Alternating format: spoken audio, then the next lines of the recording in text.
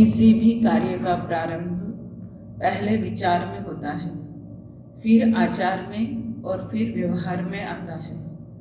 विचार हमारे जीवन की सबसे महत्वपूर्ण शक्ति है। ऐसा ही एक विचार आया राष्ट्रसंत आचार्य सम्राट गुरुदेव पूज्य श्री आनंद ऋषि जी महाराज साहब के मन में, और उस विचार ने जब आकार ग्रहण किया तो विचार का छोटा सा बीज समस्त जैन धर्मावलंबी साधु साध्वी श्रावक श्राविका के लिए ऐसा ज्ञान का कल्पवृक्ष बन गया, जिसकी छाह में शुद्ध ज्ञान की आराधना करके हजारों व्यक्तियों ने केवल ज्ञान की यात्रा में आगे कदम बढ़ाए हैं।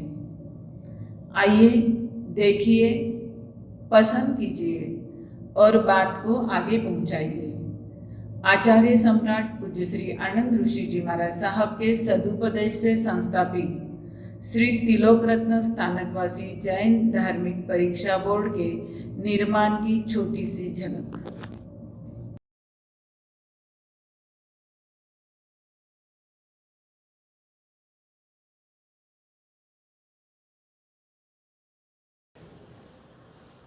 इस शब्द का तो अर्थ ही समझ में नहीं आ रहा है। इसको समझे बिना मैं आगे कैसे बढ़ूं?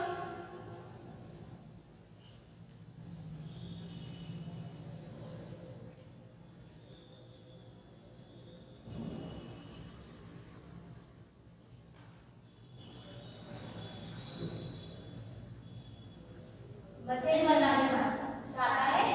दया कालो, क्या बात है? आप कितने एकाग्रता से अध्ययन कर रहे हो? आप ये क्या कर रहे हो?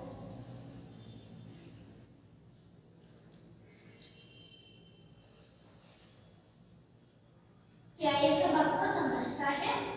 वही तो समझना चाहता हूँ और तुम सबको भी समझाना चाहता हूँ। आपको ये भाषा कैसे समझने लगी? बेटा, मेरे गुरुदेव ने मुझे सिखाया, संस्कृत प्राकृत भाषा व्याकरण का गहरा अध्ययन करवाया, परंतु अभी भी कुछ ऐसे शब्द हैं जिनके लिए मुझे शब्दकोश देखना पड़ता है। फिर जिन्होंने संस्कृत प्राकृत का अध्ययन नहीं किया, उन्हें ये सब कैसे समझेगा? यदि ये नहीं समझ में आए तो सिर्फ उनका पढ़ के क्या फायदा होगा? मेरे भी मन में यही विचार चल रहा था। साधु साथियों के अध्ययन के लिए कुछ व्यवस्था होनी चाहिए। क्या आपके गुरुदेव ये सब जानते थे? नहीं बेटा, उन्होंने पंडितों को, अध्यापकों को बुलाकर मेरा अध्ययन पूरा करवाया है। अध्यापक आकर संतों को पढ़ा सकते हैं? ज्ञान जिनसे भी मिले उनसे लेना चाहिए। मेरे गुरुदेव ने मेरे लिए बहुत परिश्रम किए। उन्होंने तो समाज का विरोध भी सहन किया है। पढ़ाने के लिए विद्वान नहीं मिल रहे थे, उन्होंने खुद खोज की, श्रावकों द्वारा खोज कर गए, तब जाके मेरा अध्ययन पूरा हुआ है।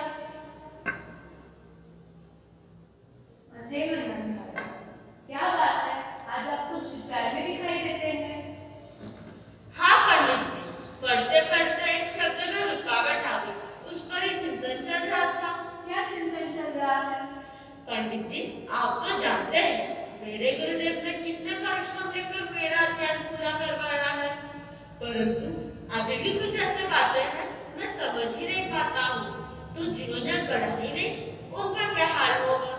मेरे मन में यह विचार चल रहा था कि साधु साथियों की शिक्षा के लिए कुछ व्यवस्था होनी चाहिए। ये तो बहुत उत्तम विचार है।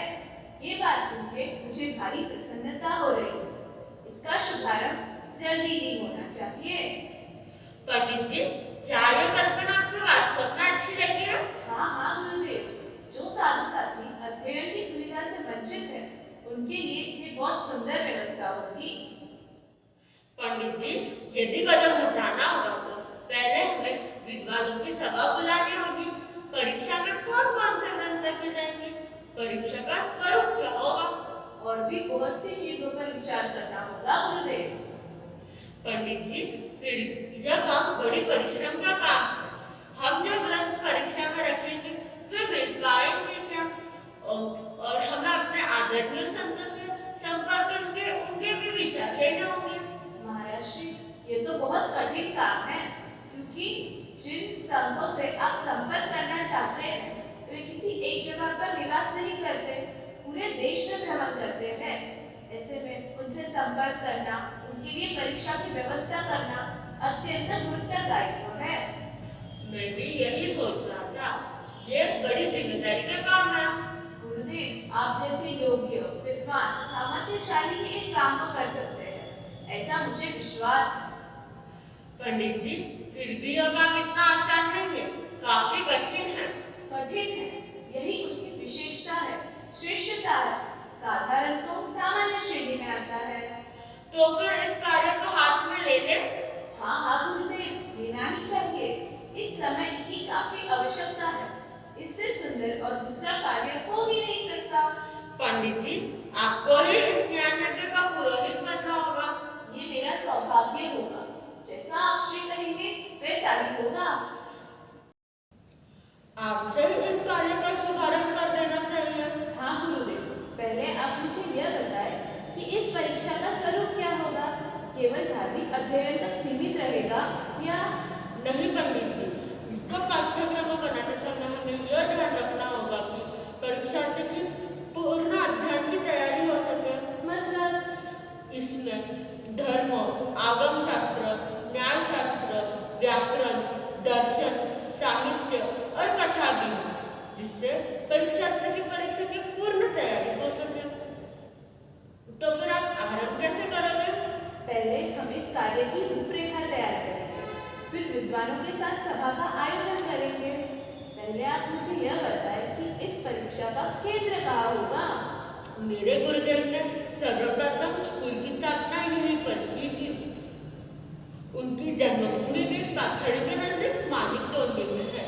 मेरी भावना यह है कि इस कार्य का श्रीगणेश यहीं से किया जाए। गुरुदेव, यह बड़ी ऐतिहासिक घटना है। इससे पूर्व इतिहास में ऐसा कार्य न किसी ने किया, न साधु साध्वियों के लिए ऐसी कोई व्यवस्था हुई है। भाई, यह जरूरी है। आने वाले समय में साधु साध्वी ज्ञानी बने, सक्षम बने, चुनौतियों का सामना कर सके। इसलिए साधु साध्वियों का अध्ययन कराना जरूरी होगा। सिर्फ साधु साध्वियों के अध्ययन से सारी समस्याएं हल हो जाएगी? गुरुदेव, हमारे लिए भी कुछ व्यवस्था होगी ना? हाँ गुरुदेव, हमारे लिए भी कोई व्यवस्था करना ना, हमें भी सीखने मिलेगा, सीखने का आनंद ले पाएंगे और हमारे लिए भी धार्मिक संस्कार आएंगे। करोगे ना गुरुदेव? हाँ, इसमें सिर्फ साधु साध्वियों के लिए नहीं, बल्कि श्रावक श्राविका तथा बच्चों के लिए भी अध्ययन करवाया जाएगा। बच्चों के लिए क्यों? बच्चों में धार्मिक संस्कार होना बहुत जरूरी है। आप हमें सिखाइए, बच्चों को तो बाद में भी सिखा सकते हो।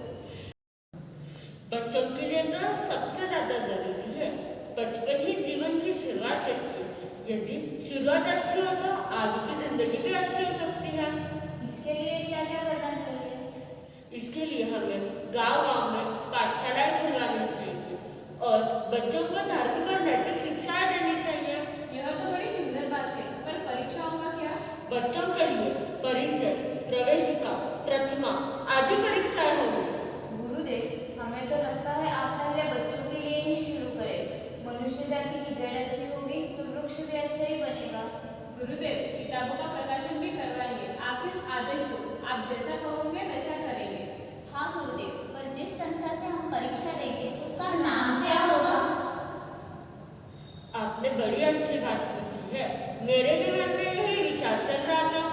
तो फिर क्या सोचा आपने?